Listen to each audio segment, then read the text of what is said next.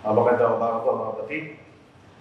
So ating mensahe po sa bagong ito ay tungkol po sa the true nature of repentance. Ito po ating pag-aaralan sa bagong ito.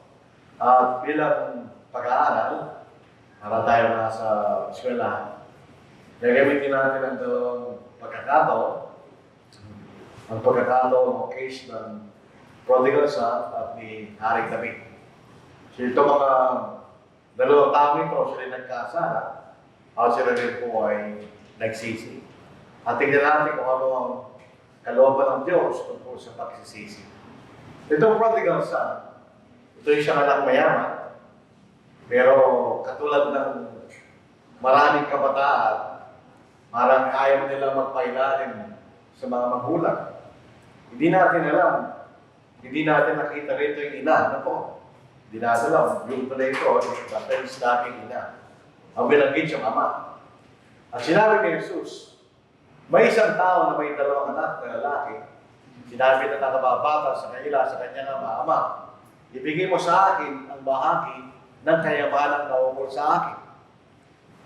At hinatin niya sa kanila ang bahagi ng kayamanang ng kanyang pag-aaral. Makaraan ng ilang araw, tinipon na nakababatang anak ang lahat ng kanya at naglakbay patungo sa isang malalim na pain. At doon nalustay ang kanyang kabuhayan sa maksayang pamumuhay.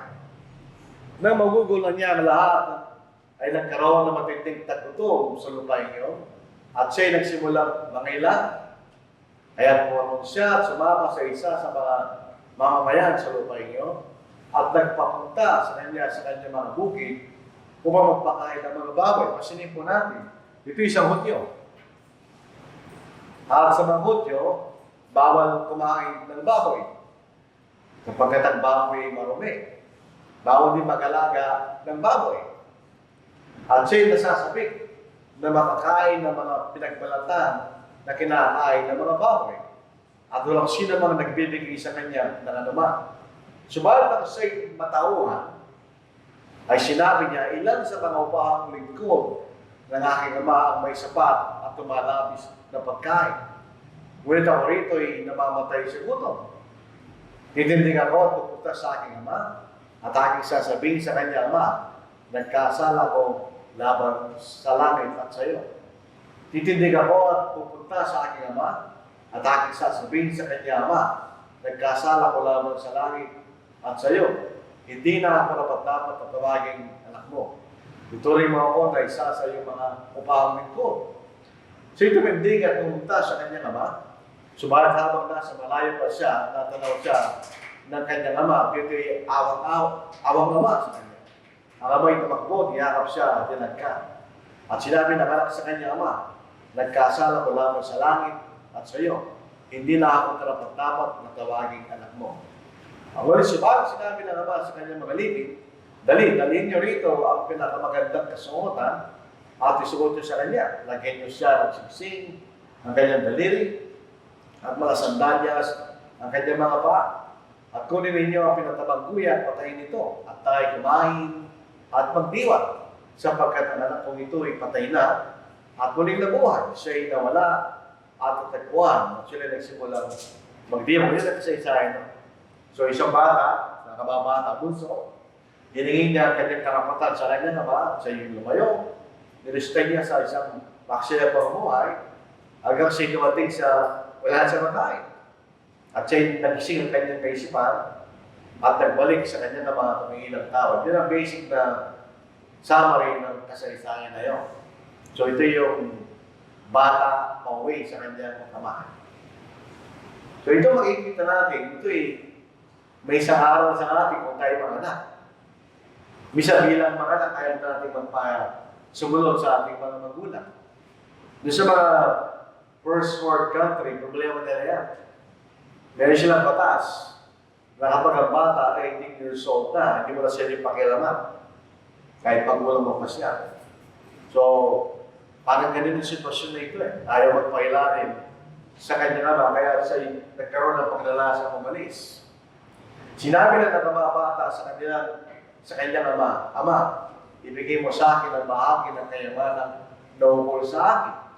At hinatin niya sa kanila ang kanyang pag-aari. In the first place, wala pa siyang karapatan. Magkakaroon lang ng mana pag namatay ng tatay niya, pero buhay pa. Ginawa niya ang kanyang karapatan at ibinigay niya ang kanyang ama. Yun lang gusto mo kanya, di binigay niya. Yun ang nangyari sa bata. Ngayon, ano nangyari sa kanya? Yung characteristic ng isang kabataan na nagiging adult, ang kanyang kaisipan, parang kaya na niya mag-isip sa sarili niya. At kaya na niya mabuhay sa sarili niya. Pero hindi, nagkamali siya.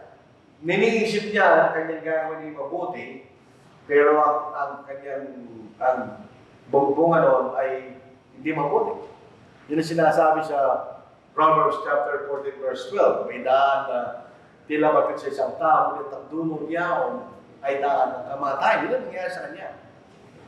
Pagkaraan ng ilang araw, tinipon na nagmabatang anak ang lahat ng kanya at naglakbay patungo sa isang malayong lupain. At tuwing binustay ang kanyang kabuhayan sa makasayang pamumuhay. Yun ang problema pag hindi ka pa mature. Ang idea niya ay isang makasayang pamumuhay.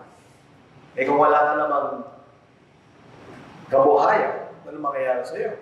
Kinuha yung kabuhayan ng kanyang ama, pero limitado yun. So dumating sa punto, siyempre na mawawala rin yung kayamanan niya. So ano nangyari sa kanya? Ito yung nangyari sa kanya. Na magugulan niya lahat ay nagkaroon ng matinding tagputo sa lupain niyo. At siya nagsimula mangilangan. Wala na siyang pera. Ubus na ang kanyang kabuhayan. Dahil hindi naman siya nagtatrabaho. Sabihin, ito ang sinasabi ng banal na sulata. Kay binata ka o kay may asawa, kinakailangan magtrabaho. May isa malaking pagkakasala, lalo kung meron tayong pamilya na hindi mo binibigay ang pangailangan ng pamilya. So wala siyang kabuhayan, wala siyang trabaho. So ano mangyayari sa kanya? Di maubos. Yun ang nangyari sa kanya. Kaya kumuroon siya at sumama sa isa sa mamamayan sa lupain niyo at nagpapunta sa kanya mga bukid upang magpakain ng mga baboy. So it is a consequence na hindi gusto ng isang Hudyo. Kaya ang baboy, tinuturo ng Mormon sa kausan ni Moises. At siya'y nasasabik na makakain ng mga pinagbalatan na kinakain ng mga baboy.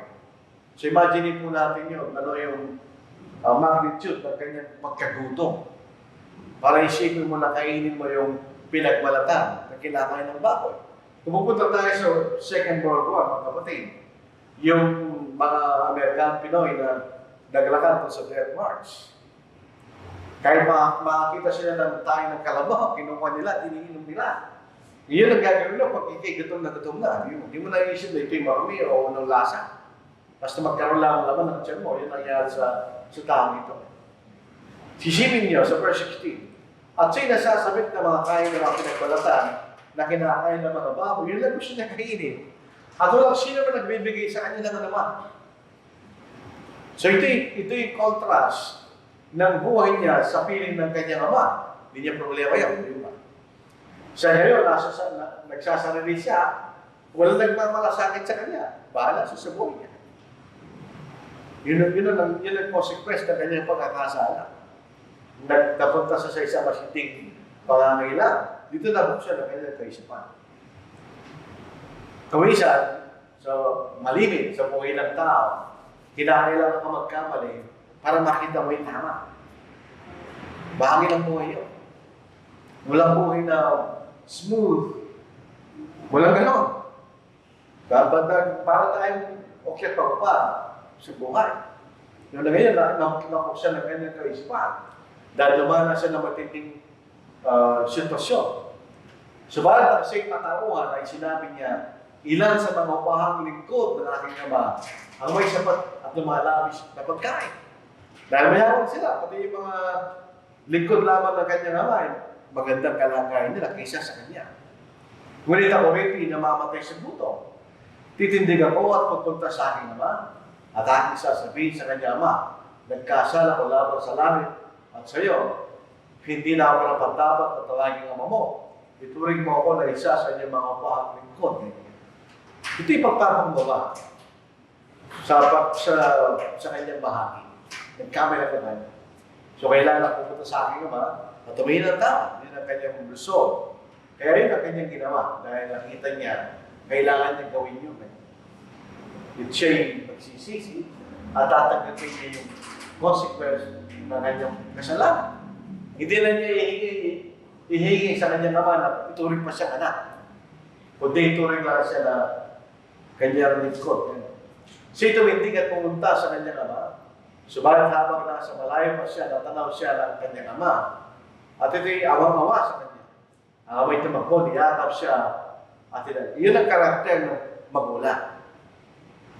Ganon din ang karakter ng Diyos na ating ama. Siya ay merong consistent na awa sa kanyang anak. Malayo ka kanya. Kaya ang anak ko'y pasaway, matigas sa ulo, etc. Naawa ka sa kanya. Yun ang karakter na siya magulang. At sinabi ng anak sa kanya, Ama, nagkasala ko lamang sa langit at sa iyo, hindi na parapat-dapat kung tawagin ka mo. Willing siyang tanggapin yung consequence. Dahil kamali siya na malaki sa kanyang ama. So, bakit nagsisi siya? Dahil nakita niya na siya nagkamali. At tinanggap niya na siya nagkamali. Hindi ka magsisisi kung hindi mo tinatanggap na kayo nagkamali, bakit ka magsisisi? So, tinanggap niya siya nagkamali. Kaya siya ay nagsisi mga kapatid. So, yun ang mga bahagi. Yung prodigal son, dahil nadalasan niya ang consequence na kanyang pagkakamali, siya mismo na siya ng kanyang kaisipan. Kama ko kayo. Kailangan kong bumalik sa aking ama at tumingin ang tao sa kanya. Sa pangalang pagkakataon, na ating pag-aaral, siya rin David. Siya rin David, siya hari. Siyempre, mapakari. Pero siya nagkasala na mabigat na pagkakasala. Kinuha niya ang asawa ni Urias. Sinibigan niya na mabaptis si Otziba para maitago nila ang ilang kasalanan. Sabi niya kay Urias, umuwi ka kanya. Umuwi ka sa bahay mo. Para sibigan niya ang asawa niya at di halata. Kaso, umuwi si Urias, pero dahil siya isang respetadong sundalo, hindi siya pumasok sa bahay nila. Siya natulog sa labas. Sabi niya, bakit ako kanya pupunta sa aking bahay? Ang aking mga kawal ay nasa bukid at nakikipaglaban kanya. So nasira yung purpose ni David. So nung bumalik si Urias sa labanan, sabi ni David, ilagay niya siya pinakamabagsik na labanan kanya at sinunta. May sinubo ng Diyos si Nathan na isang propeta kay David, sa natin. At sinubo ng Panginoon si Nathan o si Nathan kay David. Ito pong salitang Nathan at Jonathan, magkapareho lang po kung hulugan. Ang ibig sabihin niya, ibinigay ng Diyos sa kanya. Siya po, kaya alam ko yan, dahil po sunan pangalan Jonathan, kita ko sa akin. Siya pumaroon sa kanya at sinabi sa kanya, may dalawang lalaki sa isang lungsod. Ang isa ay mayaman, ang isa ay mahirap. Ang mayaman ay mayroong napakaraming kawan at bakahan. Ngunit ang mahirap ay walang alamang bagay liban sa isang munting babaeng kordero na kanyang pinili. Kanyang inalagaan ito at lumaki sa piling niya at ang kanyang mga anak. Kumakain ito ng kanyang sariling pagkain at uminom sa kanyang sariling inuman at umihiga sa kanyang kantungan at sa kanya'y parang isang anak na babae. So hindi niya tinuturing yung kordero na nakakainin. Tinuturing niya bilang isang anak na babae. Noon ay may dumating na maglalakbay na mayaman, sa mayaman. Ayaw niyang kumuha mula sa kanyang sariling kawan at sa kanyang sariling baka para sa maglalakbay na dumating sa kanya. Sa halip ay kinuha niya kordero ng tao mahirap at inihanda sa lalaking dumating sa kanya. Ang pagbabasa sa Biblia, hindi mo makikita yung emosyon. Pero kung babasahin mo, between the lines, isipin niyo kung anong damdamin ng mahirap na tao yan. Ginawa niya yung kaisa-isang kordero babae na tinuturing niya anak para pakain sa bisita ng isang mayaman na napakaraming mga hayop, di ba? So, pagkikita natin mabagsik, masakit sa tao yun. At ang galit ni David, dapat lang. Ang galit ni David ay labis na nagdingas laban sa lalaki. At kaya sinabi kay Nathan, habang buhay ang Panginoon, pag sinasabi ng Hudyo yun, siya'y sumusumpa. Habang buhay ang Panginoon, ang lalaking gawa nito ay karapat-dapat na mamatay. Kanyang ibabalik ang kordero na may dagdag na 4 sapagkat kanyang ginawa ang bagay nito sapagkat siya wala ka. Kahit ibalik mo pa lang 4 yun. Hindi mo na mababalik yung kordero babae na tinutuloy na anak ng dukha. Sinabi ni Nathan kay David, ikaw ang lalaki yan. So gawa siya ng isang talinaga, isang kasaysayan na totoo. Kasi nagparabol. At sabi ni David, kailangan matay ang tao. Sabi ni Nathan, ikaw ay lalaki yun. Ganito, sabi ng Panginoon ng Diyos ng Israel, binuhusan kita ng langis upang maging hari ng Israel at iniligtas kita sa kamay ni Saul. Ibinigay ko sa iyo ang bahay ng iyong Panginoon, ang mga asawa ng iyong Panginoon sa ikandungan, at ang sambahayan ng Israel at Huda. At kung ito'y maliit pa, idaragdagan pa kita na higit. Bakit mo inamang ang salita ng Panginoon upang gawa ng masama sa kanyang paningin? Tinagamo tabak si Urias na Eteo at ginawa mo ang kanyang asawa maging iyong asawa. At pinaslan mo siya sa pamagitan ng tabak ng mga kunita. Kaya ngayon ay di iwalay kailanman ang tabak sa iyong sambahayan. Kung bakit pag-aaralan ko natin sa Shai ni David, ang kanyang sambahayan ay magulo. May mga anak siya na nagpatayan. Sapagkat tinamak mo na ako at kinuha mo ang kasawa ni Urias na Eteo upang yung maging asawa. Ito sabi ng Panginoon, ako'y magpapabangon ng kasamaan laban sa iyo mula sa iyong sariling sambahayan at kukunin ko ang iyong mga asawa sa harap ng iyong paningin at aking ibibigay sa iyong kapwa at kanyang sisipigan ng iyong mga asawa sa liwanag ng araw na ito. Lewo itong ginawa, ngunit gagawin ko ang bagay nito sa harap ng buong Israel at sa harap ng lahat. At sinabi ng David kay Nathan, ako'y nagkasa laban sa Panginoon. At sinabi niya ng Nathan kay David, inalis ng Panginoon ang kasalanan, hindi ka mamamatay. Gayunmay sapagkat sa pamagitan ng gawang ito, binigyan mo ng dahilan ang magkaaway ng Panginoon at pastahan ng bata naman na ipinanganak sa iyo mamamatay. So yung pangalan ni Bathsheba at ni David ay namatay. Ang sumunod doon ay si Solomon na lahi na ating Panginoon. So ito'y kasaysayan ni David. So siya'y gawa sa malaking kasalanan. At sinugo ng Diyos si Nathan kay David. So gumamit siya ng isang talinaga na binasa natin. So ito'y isang talinaga ay parable, pero ito'y tunay na nangyayari. Sabihin. Hindi ito katangisin mo ano. Ito yung nangyayari sa itong buhay. So yung gawa siya ng parable para ipakita kay David ang kanyang kasalanan niya. Hindi halata. Kunyari, siya'y nagkwento ng isang kasaysayan kay David, hindi sinabi si David yun. At doon nagalit si David, makikita natin, nagalit mo si David. Nagalit si David. Sinabi niya kay David, ikaw yung tao yung kanya. So si David ay isang tao na normal, na nakita niya itong kasaysayan na ito na isang paghahamap sa isang tao, nagalit siya. At ang galit David ay labis na nagningas laban sa lalaki. At kaya sinabi kay Nathan, habang buhay ang Panginoon, ang lalaking gawa nito'y karapat-dapat na mamatay. So kaparusahan ni David ay kamatayan. Kanyang ibabalik ang kordero na may dagdag na 4 sapagkat kanyang ginawa ang bagay nito sapagkat siya walang habag. Sabi ni Nathan, ikaw yung tao yan. Sinabi niya nagtitatan kay David, ikaw ang lalaki niyo. Ganito ang sabi ng Panginoon, ang Diyos ng Israel, binuhusan kita ng langis upang maging hari ng Israel at iniligtas kita sa kamay ng Saul. Ibinigay ko sa iyo ang bahay ng iyong Panginoon, ang mga asawa ng iyong Panginoon sa iyong kanlungan, at ang sambayan ng Israel at mga Huda. At kung ito'y maliit pa'y daragdagan, pakita na higit bakit ko inama ang salita ng Panginoon upang gawa ng masama sa kanyang paningin. Tinagamang tabak ni Urias na Eteo at kinuha mo ang kanyang asawa pang maging iyong masama at pinaslan mo siya sa pamagitan ng tabak ng Amonita. So kung tayo po si David, at sinabi ni Nathan, ikaw ang lalaki yun, gani.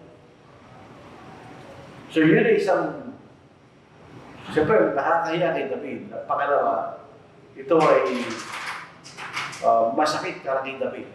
Kasi tao, gawin tao yun.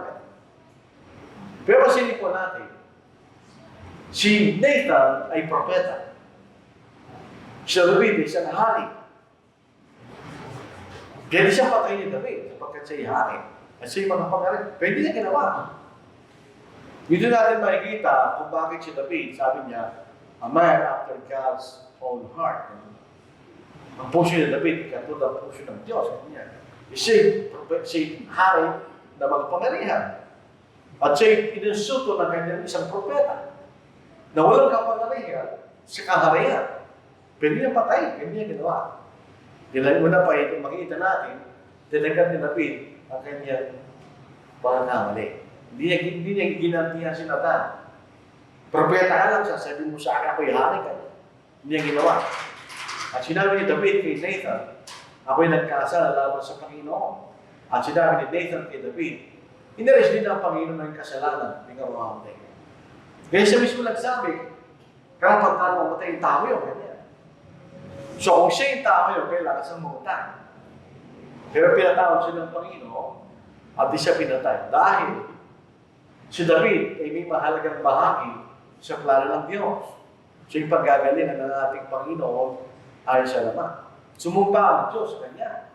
Tingnan nyo, 2 Samuel chapter 12 yan. Sa 2 Samuel chapter 7, sumumpa ang Diyos kay David. Mula sa iyong katawan kanya, ay lalabas ang isang upo sa iyong trono kanya. At yun ay nanggaling sa pamagitan ng anak niya si Solomon. Makikita natin, pinagalingan ng ating Panginoon. Ano yung consequence niya? Ang pinakamabagsik na consequence, namatay yung kanilang anak. At lahat ng mga pribileyo na binigay ng Diyos kay David ay inalis ng Panginoon.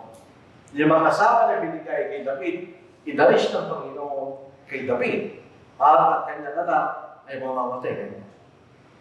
So namatay yung anak nila, yung pangalan ni David at ni Bathsheba. So itong dalawang ito, nagpapakita sa atin kung ano ang tunay na pagsisisi. Number 1, tinatanggap mo na kinagkasala. Yun ay isang bahagi ng iyong pagsisisi. Tingnan niyo, tinanggap ng bata ang kanyang kasalanan. Subalit pag siya'y matauhan, pag sinabi niya, ilan sa mamamahang lingkod na aking ama may sapat at lumalami sa pagkain, ngunit ako rito ay namamatay sa gutom. Titindig ako at pupunta sa aking ama at aking sasabihin sa kanya, Ama, nagkasala ko laban sa langit at sa iyo. At hindi na ako karapat-dapat at ang aking anak mo. Yuturing mo ako na isa sa iyong mga panglingkod. So ito'y pagtanggap ng kanyang kasalanan.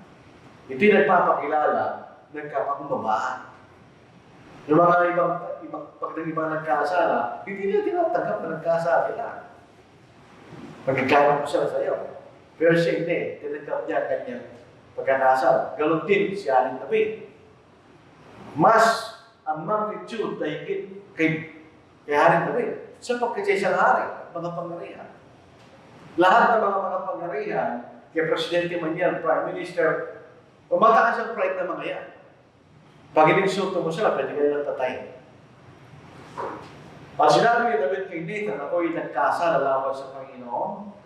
At sinabi ni Nathan kay David, o David, inalis din ang Panginoon yung kasalanan, hindi ka mamatay. Tinanggap niya kanyang kasalanan.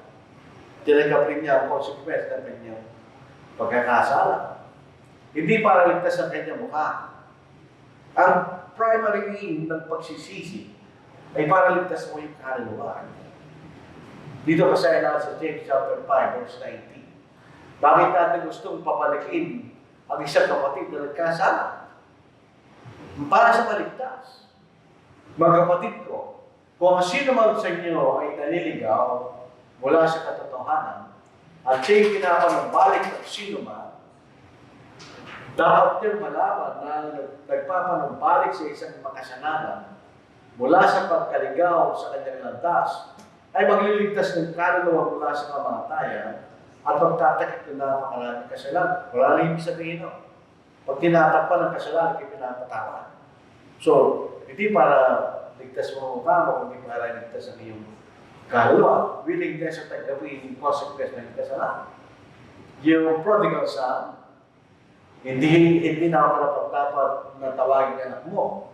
Ituring mo ako na isa sa iyong mga pamilingkod. Siya, dinustan niya ang kayamanan ng kanyang ama. Especially, nakuha na niya ang kanyang karapatan bilang anak. Wala na siyang karapatan. Kaya sabi niya, ituring mo ako na isa sa iyong mga pamilingkod. But really siya. Kaya sabi sa sitwasyon niya na naghihirap siya na parang napulubi. Mas maganda na kanyang ako'y maging pamilingkod kanya. Si David, tinanggap rin niya ang consequence ng kanyang pagkakamali.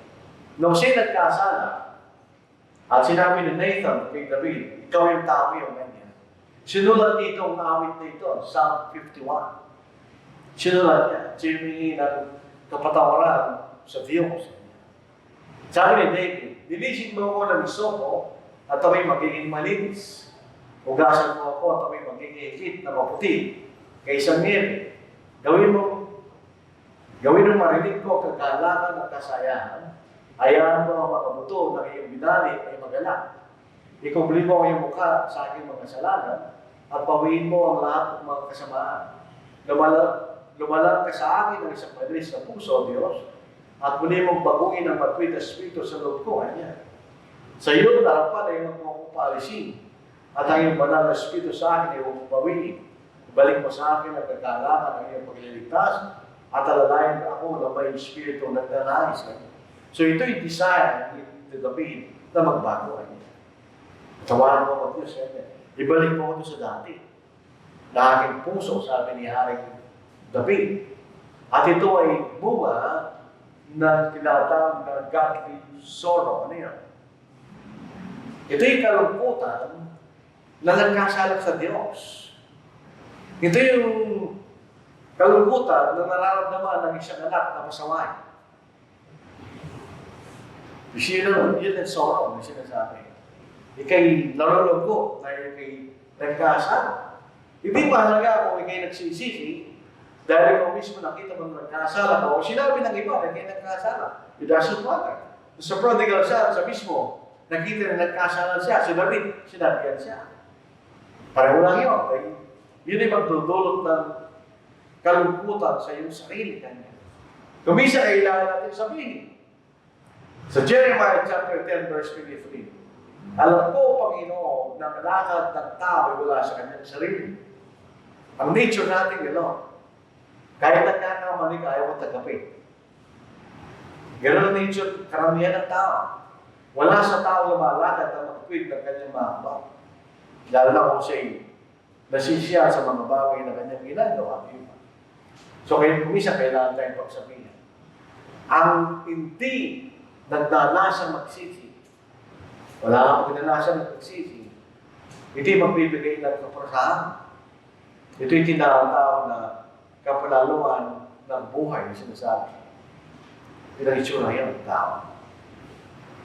Sa 1 John chapter 2, verse 16, sapagkat ang lahat ng nasa sanglibutan, ang masamang pagnanasa ng laman, ang pagnanasa ng mga mata, at ang pagmamataas sa buhay, that's pride of life, ay di mula sa Ama, kundi sa sanglibutan. Pag pinahiram mo yung pagmamataas, ay hindi ka maliligtas, ay hindi ka magsisisi.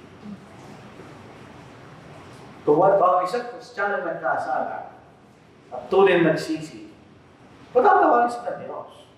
Yan ang purpose ng Diyos, bakit sinubo niya kanya bugtong mga anak sa sanglibutan, tayo sa krus, para tayo mapatawad sa ating mga salanan, at para tayo maligtas.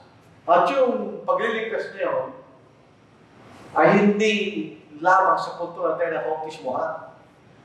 Sa habang panahon na tayo Kristiyano, at tayo sumusunod sa kalooban ng Panginoon, tayo patatawarin ng Panginoon sa ating pagkakasala kung tayo magsisisi. 1 John chapter 1. Yun ang sinasabi ni Apostle John. Hindi ba sa'yo po natin? Ito ang ating mababasa. Alatang hindi nababasa sa Biblia. Sabi dito, sa verse 7, ngunit kung tayo na mananakot sa liwanag, na tulad niya sa nasa liwanag, may pakikisama tayo sa isa't isa, at ang dugo ni Jesus na kanyang anak, lumigil sa lahat sa atin, sa lahat ng kasalanan. Kung sinasabi natin tayo walang kasalanan, dinadayo natin ang ating sarili at ang katotohanan wala sa atin. Kung ipinapayag natin ang ating mga kasalanan, siya'y tapat at banal na magpapatawad sa ating mga kasalanan at tayo nilinisin sa lahat ng kalikuan. Kung sinasabi natin tayo hindi nagkasala, ginagawa natin sa sinungaling at ang kanyang salita wala sa atin. So yung Kristiyano yun. So Michelle, pagkakamali pa rin tayo. Yan ang siyasa natin kanina. Ngunit kung tayo lumalakad sa liwanag, tulad ng nasa liwanag, may pakikisama tayo sa isa't isa, at ang dugo ni Jesus na kanyang anak, lumibili sa atin sa lahat ng kasalanan. Kung ipinahayag natin ang ating mga kasalanan, siya'y tapat, naputol, umilasan, siya'y tapat at tayo patatawarin sa ating mga pagkakasala. Yun ang pagsisisi. Sabihin, ang pagkasala ay nakakahiya dahil ay paglabag sa kalooban ng Panginoon. Pero ang pagsisi ay hindi nakakahiya. Ito ay isang pagpapakilala, pagpapakbaba at pagtanggap at tayo nagkamali. At kung tayo po ay mga Kristiyano at may kapatid na nagsisisi, kailangan natin suportahan sa kanyang nagsisisi at tanggapin natin siya. At huwag natin siyang ilagay sa lubang kalungkutan, baka mawala siya sa pananampalataya. So ito po ang ating mensahe sa bago po ito. Huwag tayong magiging mapagmataas, tanggapin natin na tayo nagkasala at humingi tayo ng tawad sa Panginoon at sa ay matatawarin sa ating mga pagkakasala. So ito po ang ating mensahe po sa bago